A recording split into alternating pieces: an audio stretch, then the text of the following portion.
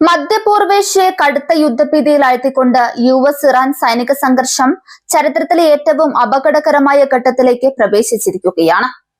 തെക്കൻ ഇറാനിലെ പ്രധാന നഗരങ്ങൾക്ക് നേരെ അമേരിക്ക നടത്തിയ ശക്തമായ ബോംബാക്രമണത്തിന് തൊട്ടു പിന്നാലെ അതിശക്തമായ മിസൈൽ ഡ്രോൺ ആക്രമണങ്ങളിലൂടെ ഇറാൻ പലിശ സഹിതം തിരിച്ചടി നൽകിയതായാണ് ഏറ്റവും പുതിയ വിവരങ്ങൾ വ്യക്തമാക്കുന്നത്.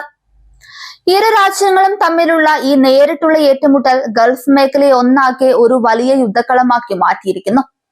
അമേരിക്കൻ പ്രസിഡന്റ് ഡൊണാൾഡ് ട്രംപിന്റെ നേരിട്ടുള്ള ഉത്തരവിനെ തുടർന്ന് സെൻട്രൽ കമാൻഡ് ഇറാന്റെ തന്ത്രപ്രധാന കേന്ദ്രങ്ങളെ ലക്ഷ്യമിട്ട് വ്യോമാക്രമണം നടത്തിയതോടെയാണ് നിലവിലെ സംഘർഷങ്ങൾക്ക് തീപിടിച്ചത്.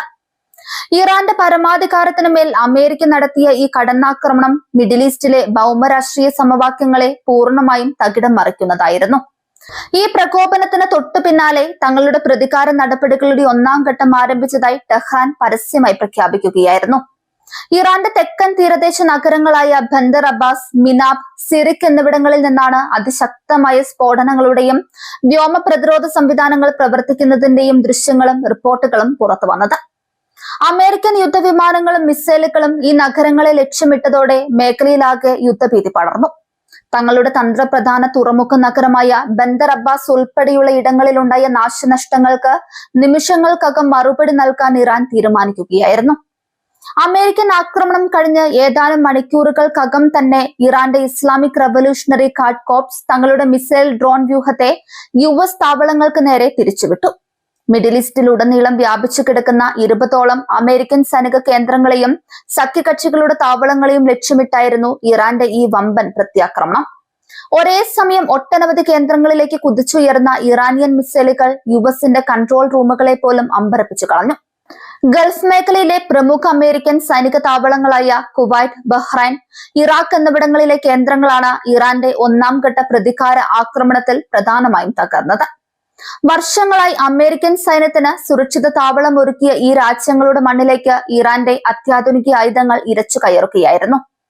കുവൈറ്റിലെ തന്ത്രപ്രധാനമായ വ്യോമതാവളങ്ങൾക്ക് നേരെയാണ് ഇറാന്റെ പ്രധാന മിസൈൽ പ്രഹരങ്ങളിൽ ഒന്ന് പതിച്ചത്.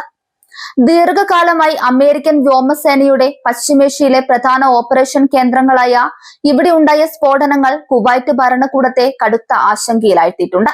ഈ താവളങ്ങളിൽ നിലയുറപ്പിച്ചിരുന്ന സൈനിക സംവിധാനങ്ങൾക്കും സാമഗ്രികൾക്കും വലിയ തോതിലുള്ള നാശനഷ്ടങ്ങൾ സംഭവിച്ചതായാണ് ഇറാനിയൻ ഔദ്യോഗിക മാധ്യമങ്ങൾ അവകാശപ്പെടുന്നത്. അതുപോലെ തന്നെ നാവികസേനയുടെ 5ാം ഫ്ലീറ്റിന്റെ ആസ്ഥാനമായ ബഹ്റൈനിലെ സൈനിക കേന്ദ്രങ്ങളും ഇറാന്റെ ഡ്രോൺ ആക്രമണത്തിൽ കത്തിയമർന്നു.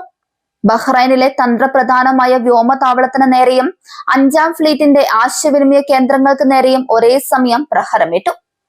അമേരിക്കയുടെ ഏറ്റവും ശക്തമായ നാവിക പ്രതിരോധ വ്യൂഹം നിലനിൽക്കുന്ന ബഹ്റൈനിൽ ഇറാന് ഇത്തരമൊരു ആക്രമണം നടത്താൻ കഴിഞ്ഞത് പെന്റഗണിനെ പ്രതിരോധത്തിലാക്കിയിട്ടുണ്ട്. ഇറാഖിന്റെ വടക്കൻ മേഖലയിലുള്ള താവളങ്ങളും ഇറാന്റെ ഈ വമ്പൻ തരംഗത്തിൽ നിന്ന് രക്ഷപ്പെട്ടില്ല. വടക്കൻ ഇറാഖിലെ കുർദിസ്ഥാൻ മേഖലയിലുള്ള ഹരീർ വ്യോമതാവളത്തിന് നേരെയാണ് ശക്തമായ റോക്കറ്റ് മിസൈൽ ആക്രമണങ്ങൾ ഉണ്ടായത്. ഒരേ സമയം ഒന്നിലധികം രാജ്യങ്ങളിലെ താവളങ്ങൾ ആക്രമിക്കപ്പെട്ടതോടെ മിഡിൽ ഈസ്റ്റിലെ അമേരിക്കൻ പ്രതിരോധ സംവിധാനങ്ങൾ വലിയൊരു ഏകോപന പ്രതിസന്ധി നേരിടുകയാണ്. ഇറാന്റെ ഭാഗത്തു നിന്നുള്ള ഈ ഉടനടിയുള്ളതും അതിശക്തവുമായി തിരിച്ചടി അമേരിക്ക ഒട്ടും പ്രതീക്ഷിച്ചിരുന്നില്ല. തെക്കൻ നഗരങ്ങളിൽ തങ്ങൾ ബോംബിട്ടതിന് പിന്നാലെ ഇറാൻ ഇത്രയും വലിയൊരു വ്യോമാക്രമണം അഴിച്ചുവിടുമെന്ന് സൈനിക നേതൃത്വം കരുതിയിരുന്നില്ല. പേർഷ്യൻ ഗൾഫ് മേഖലയിലാകെ ഇപ്പോൾ കടുത്ത യുദ്ധകാല ജാഗ്രതയാണ് പ്രഖ്യാപിച്ചിരിക്കുന്നത്. കടലിലൂടെയുള്ള എണ്ണക്കപ്പലുകളുടെ ഗതാഗതവും വ്യോമപാതകളും ഏതാണ്ട് പൂർണ്ണമായും തടസ്സപ്പെടുന്ന സാഹചര്യമാണ് നിലവിലുള്ളത്. ആഗോള വിപണിയിലേക്ക് ആവശ്യമായ എണ്ണയുടെ വലിയൊരു പങ്കും കടന്നു പോകുന്ന ഈ റൂട്ടിൽ സംഘർഷം മുറുകുന്നത് ആഗോള സമ്പദ് വ്യവസ്ഥയെ തന്നെ തകിടം മറിക്കാൻ പോകുന്നതാണ്. ഇറാന്റെ ഔദ്യോഗിക മാധ്യമങ്ങളും സൈനിക വക്താക്കളും തങ്ങളുടെ ആക്രമണത്തിന്റെ ഒന്നാം ഘട്ടം വൻ വിജയമാണെന്ന് പ്രഖ്യാപിച്ചു കഴിഞ്ഞു. തെക്കൻ ഇറാനിലെ ജനവാസ കേന്ദ്രങ്ങളെയും തന്ത്രപ്രധാന നഗരങ്ങളെയും ലക്ഷ്യമിട്ട അമേരിക്കൻ സാമ്രാജ്യത്വത്തിനുള്ള കൃത്യമായ മറുപടിയാണ് ഇതെന്നും അവർ വ്യക്തമാക്കുന്നുണ്ട്. പ്രസിഡന്റ് ഡൊണാൾഡ് ട്രംപിന്റെ ആക്രമണ ഉത്തരവ് പശ്ചിമേഷ്യ വീണ്ടും ഒരു തീക്കളിയിലേക്ക് തള്ളിവിട്ടു എന്ന വിമർശനം അന്താരാഷ്ട്ര തലത്തിൽ ഉയരുന്നുണ്ട്. ഇറാന്റെ ആഭ്യന്തര നഗരങ്ങളായ ബന്ദർ അബ്ബാസ് പോലുള്ള മേഖലകളെ ലക്ഷ്യമിട്ടത് ഇറാന് കടുത്ത പ്രകോപനമാണ് ഉണ്ടാക്കിയത്. തങ്ങളുടെ മണ്ണിൽ വീണ ഓരോ ബോംബിനും പകരമായി അമേരിക്കൻ താവളങ്ങളെ തരിപ്പണമാക്കുക എന്ന നയമാണ് ഇറാൻ സ്വീകരിച്ചത്.